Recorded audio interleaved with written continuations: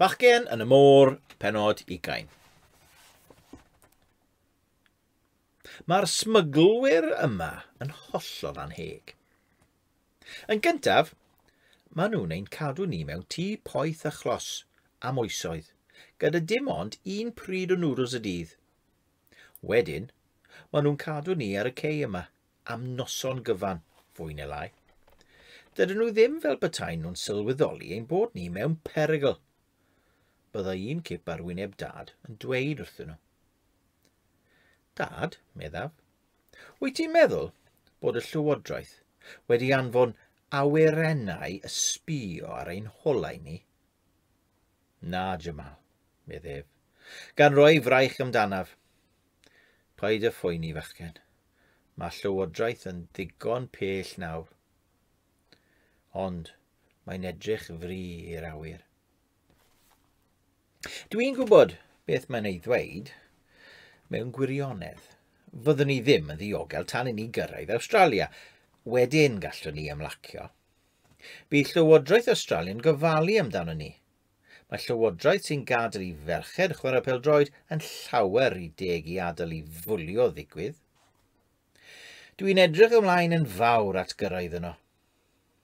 Y peth rwystredig iawn yw bod ein cwch i Awstralia mor agos. Dim ond ochr draw'r ffens yna. Cychod, a dweud y gwir, mae 2 ohonyn nhw. Diolch beth. Mae cannoedd ohonyn ni fan hyn. Byddai'n hosib i ni i gyd fynd ar un cwch.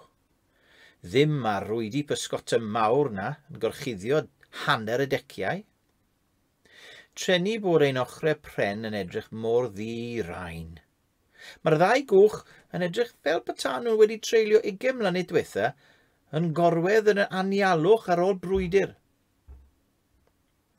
Mam, medd Bibi, pa un yw ein cwch ni?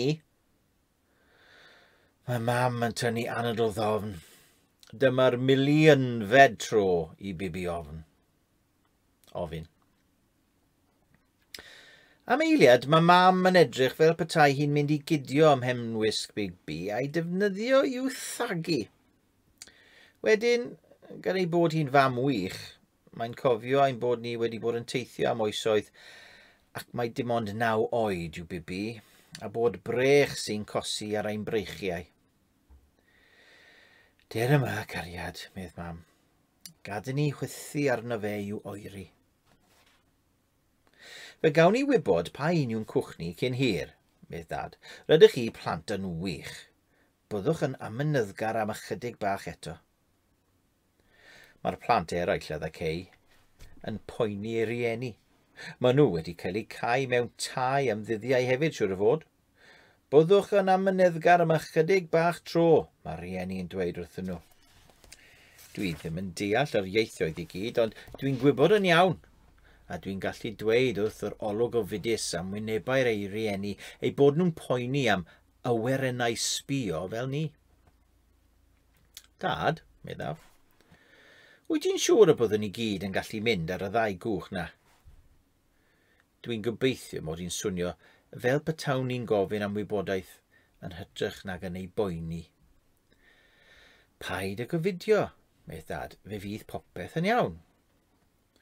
Ond dwi'n gallu dweud ei fod yn edrych yn bryderus, ac o'n meddwl fel fi, faint o gybanau, all fod o dan ddeciau 2 gwch pysgota sydd ddim yn fawr iawn. Paid y phoeni, dwi'n dweud wrth fy hunan. Mae bob un o'r teuluoedd hyn wedi talu am y daith yma. Roedd yn rhaid i bawb ddangos eu tocynnau i'r smyglwyr wrth i'r glwyd ger y cei. Fydd ni ddim yn gadael neb ar ôl. Dwi'n ceisio anghofio hyn drwy wylio'r cychod yn symud i fyny ac i lawr yn y dŵr. Dwi'n dwlu ar y ffordd maen nhw'n gwneud hynny. Dwi erioed wedi gweld pethau'n mawr yn arnofio o'r blaen. Mae'r gwichian yn dan ar groen rhywun, braidd, ond mae'r symud i fyny ac i lawr yn rhyfeddol. A'r môr, mae'n fwy na'r anialwch. Mewn gwirionedd, yng ngola'r wawr fel hyn, mae'n edrych yn ddigon tebyg i'r anialwch. Dwi'n falch nad yr anialwch yw e. Fe fyddai'n well gen I fynd i Awstralia mewn cwch bysgot nag ar gamol. Dad, medd Bibi, bryd gawn ni fynd ar y cwch? Dere, meddaf wrth Bibi, gan fawnsio'r bel ar ei phen cyn I mam a dad fynd yn wallgof. Ymarfer pêl-droed. Does dim llawr o le a chymaint o bobl yn sefyllian, ond rydyn ni'n dod o hyd I wagle ac yn pasio'r bel yn ôl y blaen. Defnyddio ochr dy drod, meddaf wrth Bibi. Dim cicio mawr. Mae pobl yn syllu arni.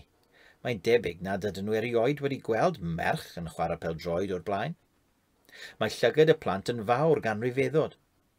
Mae rai oedolion wedi synnu. Dwi'n teimlo'n falch iawn ohoni. Y peth trist yw nad oes neb yn ymuno â ni. Gallem gael gêm wych yma, timau a phob dim. Addasiad, mae rhywun arall yn ymuno â ni nawr. Mae'n fy nhaclo I, yn galed iawn. O na, dwi ddim yn credu'r peth. Y bachgen geisio ddwyn fy mhel yn y gwersyll sydd yno. Dwi'n ei daclo'n galed yn mynd ar bel oddi wrtho ac yn ei chodi dwylo. Hei, medd, fy mel I yw honna? Nag e ddim, meddaf, gan Gideon dyn yn y bel. Dy deulu di yw hon, medd y bachgen, gan bwyntio at Bibi. Ie, medd hi, a'i llygad yn fflachio. Fy mel I yw I te, medd y bachgen. Fe cytuno ni ar y tal. Dwi'n wyllt gacwn. Ond wnes I ddim mynd â fi at fy nheulu, gweud y farno. Fe redais ti yn ôl ar ôl y cenhedloedd unedig. Mae Bibi yn tynnu ei phenwysg ac yn camu tuag at y bachgen. Fy mod i'n wyllt gacwn, dwi'n ei gwylio hi'n bryderus. Pan fydd Bibi yn tynnu ei phenwysg, mae hi fel arfer yn paratoi I daflu dyrnau. Gwranda cynffon asyn, blwyddi a Bibi ar y bachgen. Jamal bu ar bel na. Mae hi wedi bod gyda fe ers 2 flynedd. Wyt ti'n gweld y darn na? Fe fues i'n ei helpu fe i'w lido ar y bel. Fe doron ni'r plastig o sedd gefn tacsi dad. Dwi'n gobeithio nad yw dad yn gallu clywed. Mae'r bachgen yn syllu ar Bibi fel petai erioed wedi gweld merch fel hi o'r blaen. Mae'n debyg nad yw e. Wedyn, mae'n symud ymlaen yn sydyn. Nid at Bibi, ond ata fi. Mae'n cidio yn y bel. Dwi'n unau'n dal yn fy nghafel. Rydyn ni'n dau yn tynnu. Dwi e ddim yn gryfach na fi, ond dwi e ddim yn wanach chwaith. Mae'n methu cael y bel oddi wrtha I, ond dwi unau'n methu cael y bel oddi wrtho fe. Mae'r bachgen yn edrych dros I ysgwydd ar Bibi.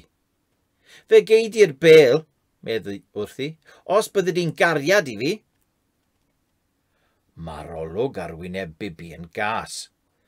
Byddai'n gallu llosgi paint oddi ar danc. Mae'n codi gweilod ei sgert, yn rhedeg at y bachgen ac yn cicio ei goes. Aw! Sgrichia a mynd am yn ôl, gan lusgo'r bel a minnau tuag ato. Dwi'n cwmpo ar ei ben, mae'r bel yn bawnsio ar ein pwysni. Mae'r bachgen yn ceisio ei dal. Na, geid I ddim, gwydda Bibi, a rhoi anferth o gic i'r bel. Mae'r bel yn codi'n fri dros penna'r bobl I gyd a dros y ffens ar y cei. Mae pawb yn tynnu ei handl.